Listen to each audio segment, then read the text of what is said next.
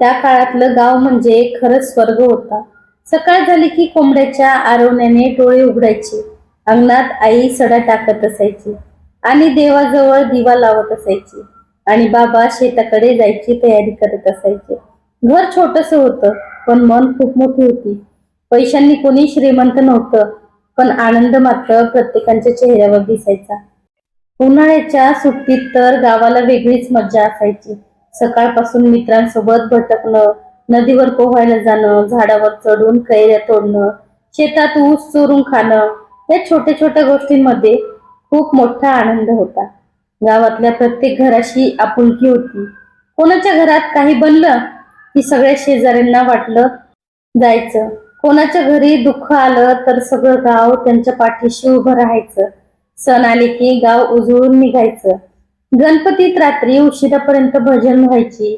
दिवाळीत सगळीकडे दिव्यांची रोषणाई असायची आणि होळीच्या दिवशी तर सगळे भेद विसरून लोक एकत्र यायचे. त्यावेळी कोण मोठा कोण लहान हे कोणी बघत नव्हतं. माणुसकीच सर्वात मोठी होती. संध्याकाळ झाली की गावात वेगळी शांतता असायची. सूर्य मावळताना आकाश लाल व्हायचा आणि पक्षी परत आपल्या घरट्याकडे जायचे. आम्ही सगळे मित्र गावाच्या त्या जुन्या विहिरीजवळ जमायचो. कोणाच्या हातात चेंडू असायचा, कोणाच्या हातात सायकल. गप्पा, हसणं, भांडण सगळं तिथेच व्हायचं. कधी कधी तर वेळ असा जायचा तेही कळायचं नाही. मग दुरून आईचा आवाज यायचा, घरी ये आता, जेवण तयार आहे. आम्ही मन नसतानाही घरी जावं लागायचं. त्या काळात मोबाईल नव्हते, इंटरनेट नव्हतं, पण माणसं एकमेकांच्या खूप जवळ होती. आता सगळ्यांच्या हातात महागडे फोन आले, पण मनातली जवळीक हरवली. पूर्वी मित्रांना भेटण्यासाठी थेट त्याच्या घरी जायचो. आता फक्त स्टेटस पाहून लोक खुश होतात. गावातल्या त्या छोट्या रस्त्यांवर चालताना प्रत्येक वळणावर एक आठवण भेटायची. त्या वडाच्या झाडाखाली बसून आम्ही कितीतरी स्वप्न पाहिली होती. कोण मोठा अधिकारी होणार, कोण शहरात जाणार, कोण स्वतःचं घर बांधणार. पण वेळ जसं असं पुढे गेला तसं सगळं बदलत गेलं. एक एक मित्र गाव सोडून शहरात गेला. शिक्षणासाठी गेलेले काही परतच आले नाहीत. काही जण पैशाच्या मागे इतके धावले की त्यांनी गावाशी नातंच तोडलं.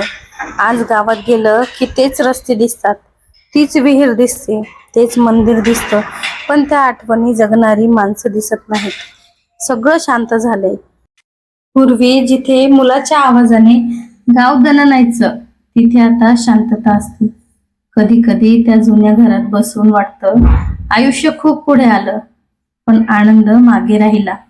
शहरात मोठ्या मोठ्या इमारती मिळाल्या, पैसाही मिळाला, पण गावातल्या त्या मातीचा सुगंध पुन्हा कधी मिळाला नाही. आजही पावसाचा पहिला थेंब पडला की गाव आठवतं. चुलीवरच बनलेली भाकरी आठवते, आजीच्या गोष्टी आठवतात, रात्री अंगणात झोपून तारे मोजायचे ते दिवस आठवतात. त्यावेळेला भविष्याची चिंता नव्हती, फक्त प्रत्येक दिवस आनंदाने जगायचा होता. आता आयुष्य इतकं धावपळीचं झालंय की माणसाला स्वतःसाठीच वेळ नाही. गावात मात्र वेळ थांबलेला वाटायचा, तिथे प्रत्येक क्षण जगायला मिळायचा. आजही मन खूप थकलं की डोळे बंद केले की तेच गाव समोर येतं. ती नदी, ती विहीर, ते मित्र, ते बालपण, आणि नकळत डोळ्यात पाणी येतं. कारण काही गोष्टी पुन्हा कधीच परत मिळत नाहीत. बालपण आणि गावाच्या आठवणी त्यातल्याच एक. काळ पुढे सरकत गेला आणि आयुष्य प्रत्येकाला वेगवेगळ्या दिशेला घेऊन गेलं. जो मित्र रोज सोबत असायचा तो आता फक्त फोटोमध्ये दिसू लागला.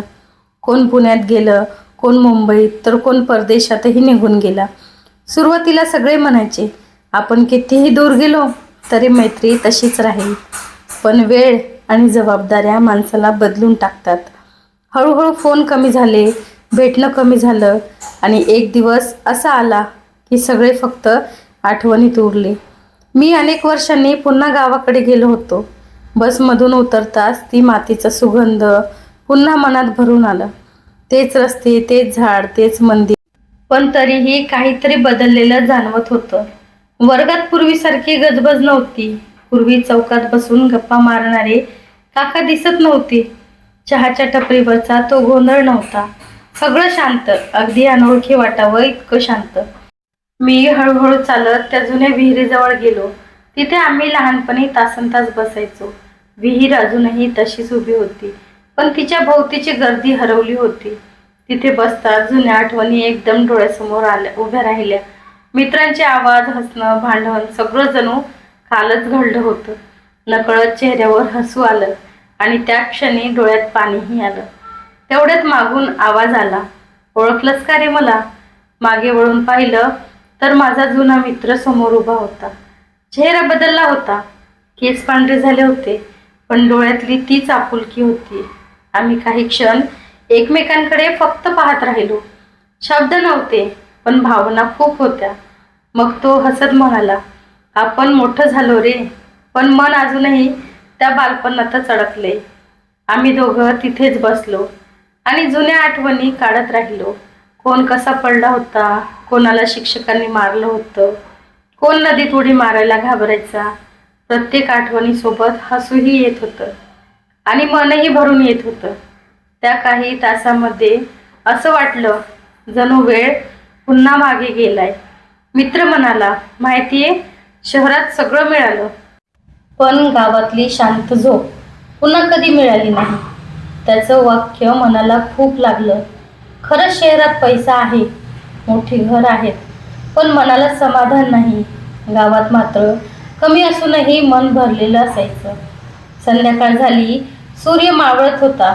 आकाश पुन्हा त्या जुन्या दिवसासारखं लाल झालं होतं. पक्षी घरट्याकडे परतत होते. मी शांतपणे गावाकडे पाहत होतो. वेळ बदलली, माणसं बदलली, पण काही आठवणी कधीच बदलत नाहीत. त्या कायम मनात जिवंत राहतात.